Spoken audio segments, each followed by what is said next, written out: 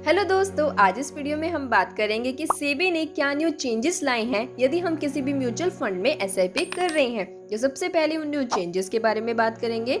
Second step में हम बात करेंगे कि हम इस प्रॉब्लम को कैसे सॉल्व कर सकते हैं और नंबर थर्ड हम बात करेंगे इसके कुछ बेनिफिट्स के ऊपर।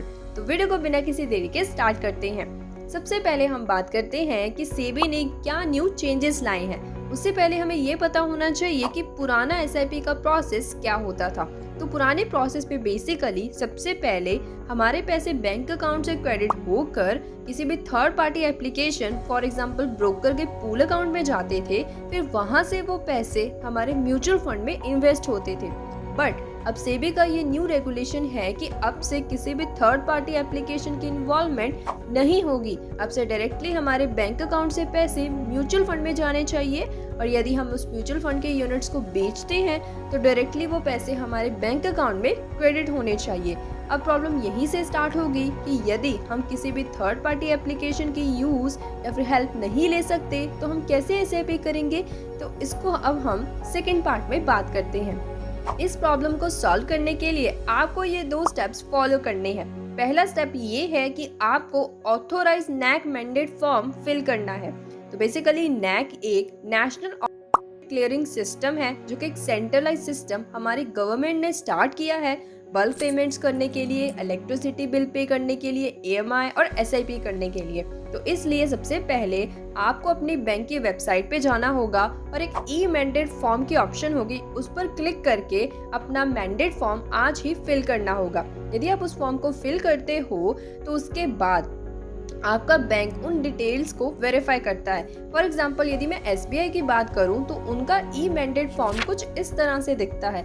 इस फॉर्म को फिल करने के बाद फिर आपकी ये सारी डिटेल्स बैंक वेरीफाई करता है। बैंक की वेरिफिकेशन के बाद ये फॉर्म एनपीसीआई को भेजा जाता है, that is national payment corporation of India, जो कि अगेन हमारी डिटेल्स को क्रॉस चेक करते हैं और यदि हमारी सारी डिटेल्स करेक्ट होती हैं तो हमें वेरिफिकेशन मिल जाती है। तो इसके बाद हमारा मैंडेट सेट हो जाता है और हर महीने जो हम एसआईपी करना चाहते हैं तो वो अपने आप ऑटोमेटिकली हमारे बैंक अकाउंट से पैसे कट कर उस म्यूचुअल फंड में जाते रहते हैं। तो ये सबसे पहला स्टेप है जो कि आपको डेफिनेटली करना होगा। सेकेंड स्टेप ये है कि जो आपका पुराना मैंडेट चल रहा था उसको बंद करवाना होगा। ऐसा इसीलिए, मान लो कि आपका पुराना मैंडेट चल रहा है तो आपका जो पैसे हैं बैंक अकाउंट से वो कट कर ब्रोकर के अकाउंट में चले जाएंगे। बट ब्रोकर अब आपके लिए म्यूचुअल फंड में इन्वेस्ट नहीं कर सकता, इसीलिए वो उन पैसों को ट्रेडिंग अकाउंट में शिफ्ट करता चला जाएगा। इसीलिए अपने पुराने मैंडेट को आज ही बंद करवा दें।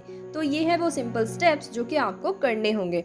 अब हम बात करते हैं लास्ट कि इसके क्या बेनिफिट्स हैं। सबसे पहला बेनिफिट है कि इससे फास्ट एलोकेशन होगी एनएवी की, क्योंकि अब हम सिर्फ 2 स्टेप्स को फॉलो करेंगे। सबसे पहले हमारे बैंक अकाउंट से पैसे उस म्यूचुअल फंड में जाएंगे और म्यूचुअल फंड से वो पैसे बैंक अकाउंट में चले जाएंगे।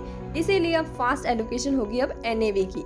सेकेंड स्टेप ये है कि no delay in SIP transaction. Obviously इसमें अब एसआईपी की ट्रांजैक्शन में कोई भी डिले नहीं होगा। नंबर थर्ड है कि हम यदि उस म्यूचुअल फंड के यूनिट्स को बेचते हैं तो डायरेक्टली वो पैसे हमारे बैंक अकाउंट में क्रेडिट हो जाएंगे। बट पहले क्या होता था कि यदि हम उस म्यूचुअल फंड के यूनिट्स को बेचते थे तो सबसे पहले वो पैसे कोई भी थर्ड पार्टी एप्लीकेशन में जाते थे, फिर वो पैसे हमारे बैंक अकाउंट में क्रेडिट होते थे। बट अब ऐसा कुछ नहीं होगा। तो ये है कुछ सिंपल से स्टेप्स जो कि आपको फॉलो करने होंगे और ये है कुछ बेनिफिट्स। यदि आपके माइंड में स्टिल कोई क्वेरी रह जाती है तो मुझे कमेंट सेक्शन में जरूर पूछिए। Till then, thank you, bye bye.